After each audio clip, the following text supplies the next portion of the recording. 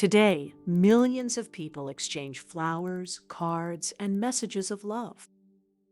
But this date once involved ritual sacrifice, political symbolism, medieval poetry, prison legends, industrial marketing, and even insult cards. Valentine's Day did not begin with romance. It was built layer by layer across centuries. And by the end of this story, you may see February 14th not as a simple celebration, but as a mirror of how humans have understood love, power, faith, and emotion through time. To understand it, we must begin long before Valentine. In ancient Rome, mid-February meant Lupercalia, a fertility and purification festival held near the Lupercal cave on the Palatine Hill, the legendary birthplace of Romulus and Remus. The priests were called the Luperci, brothers of the wolf. According to Plutarch and other ancient writers, noble youths, even magistrates, would run through the streets wearing little more than goatskin girdles. They struck bystanders lightly, especially women. Strangely, many women sought this contact.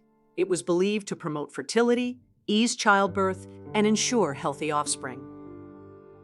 To Romans, this was not chaotic. It was renewal, a ritual cleansing before spring.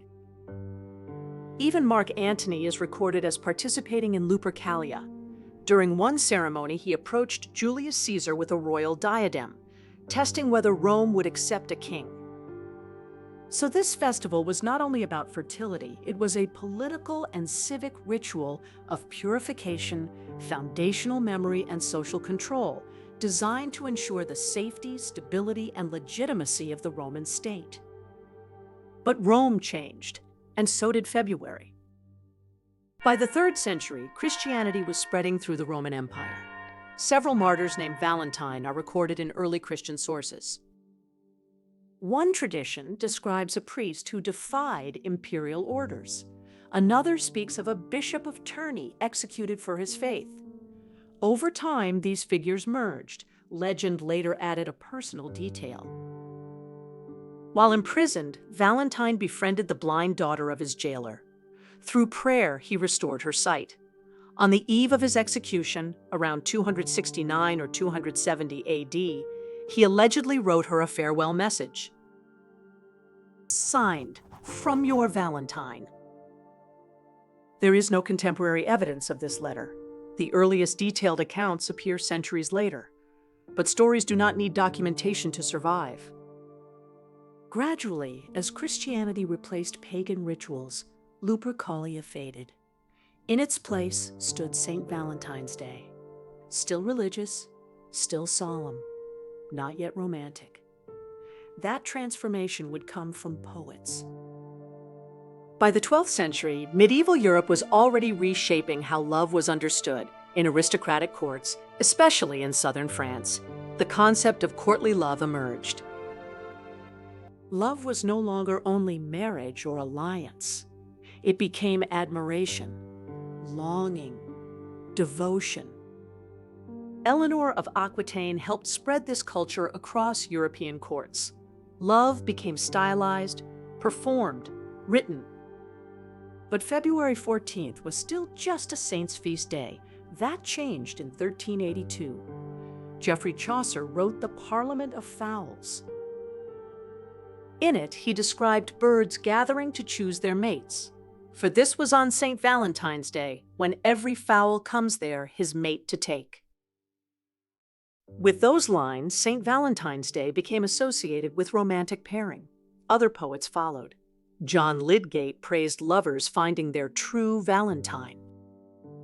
In 1415, imprisoned in the Tower of London, Charles, Duke of Orleans, wrote to his wife, addressing her as his Valentine.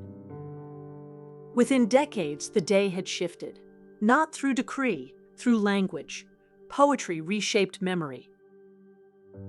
By the 15th century, exchanging handwritten notes on February 14th had become common among European nobility. In 1477, Marjorie Bruce wrote to her fiancé John Paston, calling him her right well-beloved Valentine. This is the earliest known use of Valentine as a romantic term in English. At this stage, the tradition was intimate, personal, handwritten. But the modern world was approaching, and with it, mass production. In 1840, Britain introduced the uniform penny post. For the first time, anyone could send a letter cheaply. Valentine cards exploded in popularity.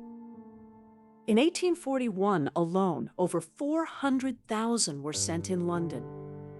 In America, Esther Howland began producing ornate, lace-covered Valentine cards using imported materials. She organized one of the first assembly-style production workshops run by women. Love became scalable. But here is what many forget. Between 1840 and 1900, vinegar Valentines were extremely popular. These were insult cards. They mocked suitors, criticized neighbors, publicly rejected admirers. Valentine's Day was not always sweet. It could be cruel. In 1913, companies like Hallmark introduced pre-printed, foldable cards. Long handwritten letters were replaced by ready-made messages. Emotion became convenient, standardized, commercial. Thus, by the early 20th century, Valentine's Day had become a celebration of affection. Cards, flowers, small gifts exchanged between lovers. But on February 14, 1929, the date took on a very different meaning in Chicago. That morning, 7 men connected to the North Side Gang were lined up inside a garage. They believed they were being arrested. Instead, 2 men dressed as police officers opened fire with machine guns. Within seconds, the garage fell silent. The attack became known as the Saint Valentine's Day Massacre. Although the crime was widely linked to Al Capone's criminal organization, he was never formally convicted for it. The event shocked the country and became one of the most infamous moments of the Prohibition era. For a day meant to celebrate love, the contrast could not have been more striking. History, it seems, rarely follows a single meaning. Valentine's Day has carried many meanings across history. A Roman fertility ritual, a Christian martyr's feast, medieval poetry about love, industrial-era greeting cards, even one of the most famous crimes of the 20th century. Each era left its mark on February 14. The rituals changed, the symbols changed, but the need behind them remained the same.